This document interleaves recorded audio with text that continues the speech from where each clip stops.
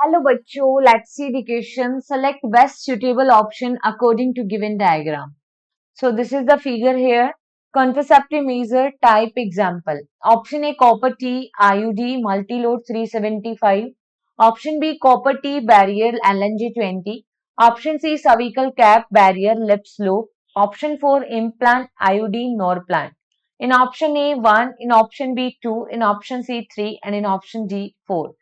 So firstly see about the key concept for this question, and here we are going to discuss about the copper releasing IUDs.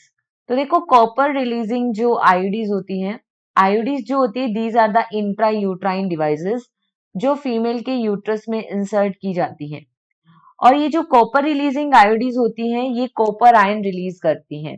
It release the copper ions, और ये जो copper ion release होते हैं ये sperm की motility को कम कर देते हैं. ठीक है, it suppress the motility of sperm. तो ये कॉपर आयंस रिलीज हुए और इसने क्या कर दिया, decrease the sperm motility, decrease the sperm motility, जिससे अल्टीमेटली क्या होता है, फर्टिलाइजिंग जो कैपेसिटी है वो डिक्रीज हो जाएगी. और एग्जाम्पल अगर हम बात करें कॉपर टी, क्योंकि it is look like in T shape, तो copper T, copper 7 and multi-load 375. These all are the copper releasing IUDs.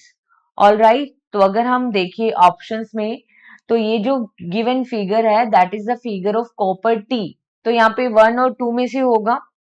Cervical cap नहीं है ये. सर्विकल कैप जो होती है वो फीमेल के अंदर सर्विक्स रीजन को कवर करती है. ठीक है, it is look like a cup like structure, और ये इस तरीके से इस होती है सर्विकल कैप, और ये एक बैरियर मेथड होता है, आईयूडी नहीं है. और जो इम्प्लांट्स होते हैं वो कैप्सूल की फॉर्म में होते हैं, इस तरीके से 5 कैप्सूल्स होते हैं जिनको स्किन के नीचे इम्प्लांट किया जाता है, जैसे कि नोर प्लांट. ये होते हैं इम्प्लांट्स. तो ये फिगर ना तो सर्विकल कैप का है ना ही इम्प्लांट का है, तो थर्ड और फोर्थ यहाँ से इनकरेक्ट हो गए. It is copper T. और कॉपर टी एक बैरियर मेथड नहीं होता. कॉपर टी आईयूडी है, इंट्रा यूट्राइन डिवाइस है, तो इसका टाइप क्या है, IUD.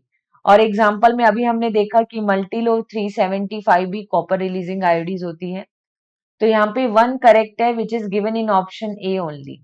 So here the finally correct answer is option A. Hope you understood it well. Best of luck.